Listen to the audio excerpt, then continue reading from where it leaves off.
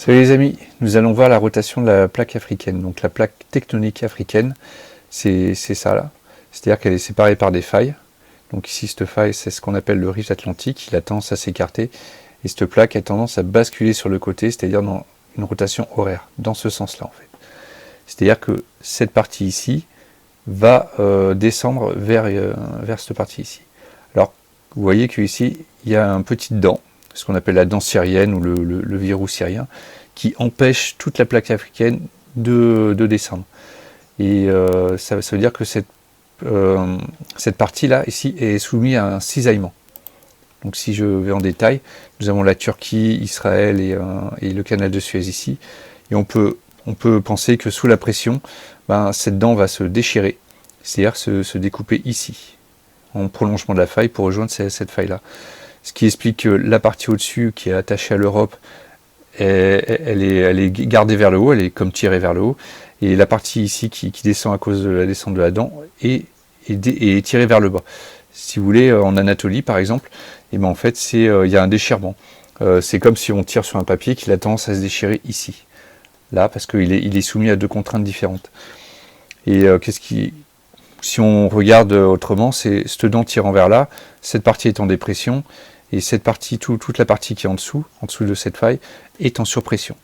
C'est pour ça, par exemple, qu'on a vu dans le canal de Suez, que l'Evergreen s'est tanké au même moment, le même jour où la voie ferrée à côté avait un accident de train, parce que toute la partie est plissée, se gondole, et le haut du canal de Suez remonte en fait. Donc bientôt, il est très probable que les gros bateaux ne pourront plus passer par le canal de Suez. Si je reprends la partie sur Google Maps, nous avons cette déchirure qui va se faire ici en fait.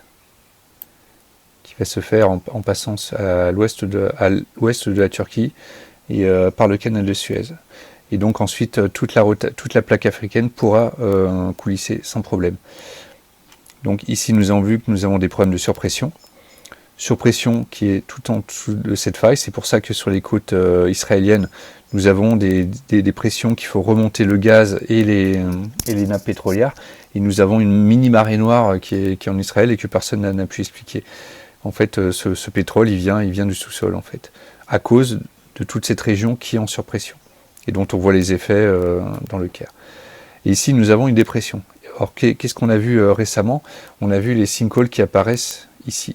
Parce qu'en fait, toute la partie est tirée vers là et vers là, donc elle se déchire, tout simplement.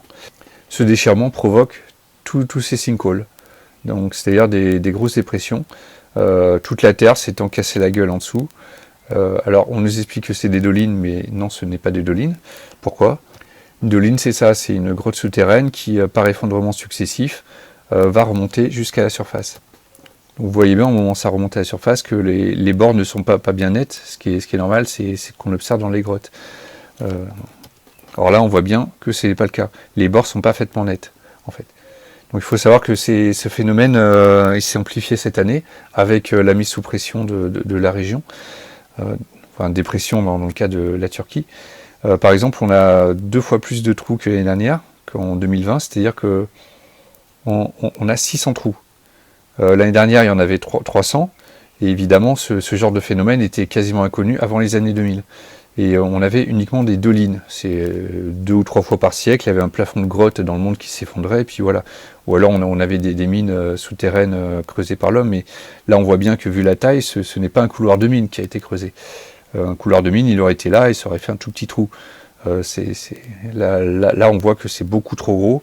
Et c'est surtout que ce genre de phénomène est récurrent depuis 2011, au moment où la tectonique des plaques s'est accélérée, qu'on a vu tous les séismes qui ont progressé, etc. Donc toutes les années 2010, on a vu les séismes qui montaient en puissance. Et tout d'un coup, à partir de 2018, ils se sont arrêtés. Pourquoi? Parce que toute la tectonique des plaques a tellement fait de séismes, c'est tellement déplacé, il y a tellement frotté, que tous les petits verrous qui sont là, qui faisaient des points d'accroche et qui empêchaient les plaques de coulisser librement, se sont enlevés. Et en gros, maintenant, les plaques, elles coulissent sans trembler trop en surface. C'est-à-dire qu'on a plein de petits séismes, mais ils restent de magnitude 3, à peine ressentis, alors qu'avant, ça aurait déclenché un séisme 8 ou 9. Donc voilà, c'est pour ça qu'on a de moins en moins de séismes. Par contre, il faut bien faire gaffe parce que ici, ça sera une rupture. C'est pas un coulissement de plaque comme habituellement. C'est-à-dire qu'au moment où cette fissure va se déclencher, donc le verrou syrien va sauter, la Turquie va subir le pire séisme qu'elle a jamais connu de son histoire, enfin même de mémoire d'homme, quoi. Donc pour en revenir à ces sinkholes, donc pourquoi aussi c'est pas des dolines? Parce que regardez quelle gueule ça a vu du ciel. Ça serait des dolines, ça aurait été une grotte. Donc on aurait eu ce tunnel de grotte qui serait passé là, qui aurait fait ce trou, peut-être ce trou, mais pas les trous qui sont à côté. C'est-à-dire que ici on voit bien que c'est une déchirure très profonde, donc on n'est plus à 500 mètres ou 300 mètres comme une grotte classique, mais on est à plusieurs dizaines de kilomètres sous terre. Et en fait, le plafond s'effondre progressivement jusqu'à arriver en surface. C'est-à-dire qu'on a des trous de part et d'autre de la fissure souterraine. Vous voyez, ils vont par deux, et puis vu que c'est un déchirement, bah, ça fait un peu n'importe quoi, ça s'étale sur des grandes distances. Donc on a bien cette fissure qu'on voit entre les deux trous, et des trous qui apparaissent de part et d'autre qui montrent que ce n'est pas une doline. Et d'ailleurs, on voit bien l'enfoncement des terres ici au milieu. Donc là, on voit bien qu'il y a une immense fissure souterraine avec deux petits évents. En fait, les sinkholes, c'est comme des évents qui relâchent les pressions et les dépressions qui sont dans le sol et qui équilibrent tout. En fait, vous voyez bien que ça suit une ligne de faille très très profonde. Et on n'est pas dans une grotte. Une grotte, ça fait pas des kilomètres de large, quoi. Donc c'est pour ça que ce ne sont pas des dolines, donc un phénomène calcaire, mais bien des sinkholes, des déchirures de la croûte terrestre, à grande échelle, provoquées par Nibiru et le réchauffement du noyau terrestre qu'est l'enjambement. Voilà, à la prochaine.